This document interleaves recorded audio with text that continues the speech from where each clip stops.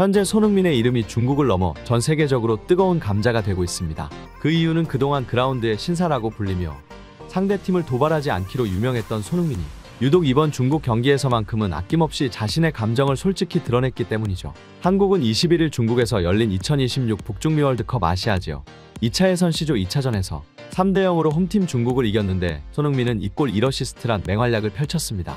그야말로 팀 승리에 전부 관여한 공격을 뽐내며 타도 손흥민을 외쳤던 중국을 꼼짝 못하게 만든 것인데요. 손흥민은 중국전에서 공격 포인트뿐만 아니라 상대 수비진을 농락하는 개인기로도 주목받았습니다. 손흥민은 후반 10분에 상대 수비진을 무너뜨리는 라보나킥을 선보였는데 그동안 화려한 개인기보다는 실용적인 공격을 선호하는 그였기에 라보나킥을 선보이며 농락했던 장면은 손흥민의 팬들에게도 꽤나 충격적인 장면이었죠.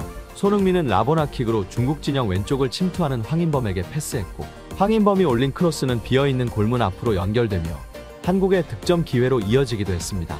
영국 토트넘 팬사이트 더보이아스퍼는 손흥민이 중국을 상대로 엄청난 라보나 패스를 선보였다.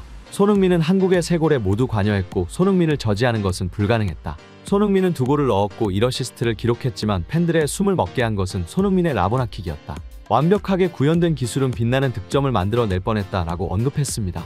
스퍼스 글로벌 역시도 득점 기회를 만들어낸 소니의 믿기 어려운 기술이었다고 조명했죠. 손흥민은 중국과의 경기에서 전반 11분 페널티킥 선제골을 터뜨렸습니다. 이후 손흥민은 전반 45분 멀티골에 성공했는데 코너킥 상황에서 이강인이 골문 앞으로 띄운 볼을 감각적인 헤딩으로 깔끔히 마무리하며 중국에게 좌절감을 안겨주었죠. 평소 헤딩골이 잘 없던 손흥민이기에 중국이 예상도 대비도 하지 못한 상황이었습니다. 중국은 손흥민의 중거리 슈팅이나 공간 침투 후 기습 슈팅을 가정하며 대비했는데 갑자기 예상치도 못한 헤딩이 터지니 정말 마른 하늘의 날벼락 같은 장면이었죠. 더구나 손흥민은 후반 42분 프리킥 상황에선 정승현의 헤더골을 어시스트하기도 했습니다. 골도 넣고 어시스트도 하고 정말 뭐 하나 빠질 것 없는 활약이었는데 손흥민이 이처럼 엄청난 활약을 할 수 있게 큰 동기부여를 준 배경엔 손흥민의 심기를 굉장히 거슬리게 했던 중국의 여러 비매너 행동이 결정적이었죠. 평소 도발적인 세레머니를 하지 않기로 유명한 손흥민이었지만 이번 경기에서만큼은 쉬세레머니를 하며 야유하는 중국 팬들을 자극하는가 하면 우리가 어떤 축구를 하고자 하는지 우리 플레이를 좀 잘 보여줘서 아예 숨도 못 쉬게 만들어주죠. 경기 전부터 숨도 못 쉬게 해주겠다는 도발적인 인터뷰까지 진행하였습니다.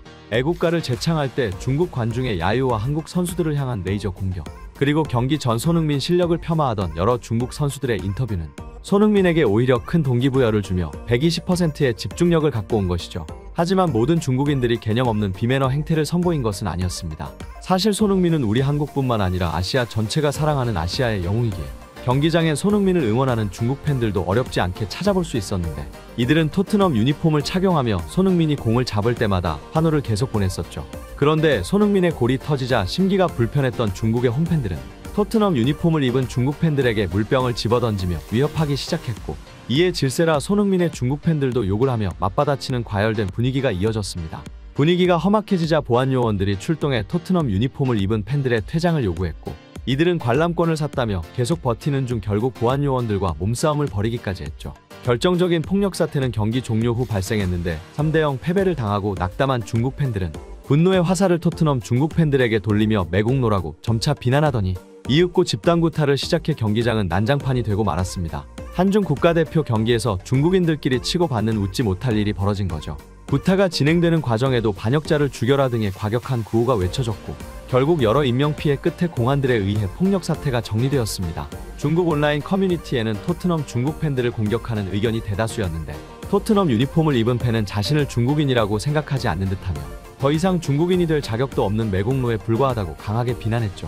다른 네티즌은 한국인이라면 이해할 수 있지만 중국인이라면 때려야 한다라며 한국 사람들이라면 저런 식으로 도발하지 않았을 것이며 저런 방식은 매우 중국식이라고 지적했습니다. 이런 난투극에 대한 이슈 외에도 중국 축구 분석가의 솔직한 고백도 화제였는데 그는 본인의 블로그에 말하길 두 팀의 전력 격차는 확실히 눈에 띈다. 한국의 전체 선수 몸값은 우리 중국의 17배에 달하는 지경이다. 김민재 한 명의 가치만 해도 중국팀 가치의 6배에 달하고 있다. 우리보다 축구 인구도 훨씬 적고 축구 투자 금액도 훨씬 적은 한국인데 이렇게 격차가 점점 더 벌어지는 이유는 민족 간의 재능 차이 말고는 도무지 답을 모르겠다.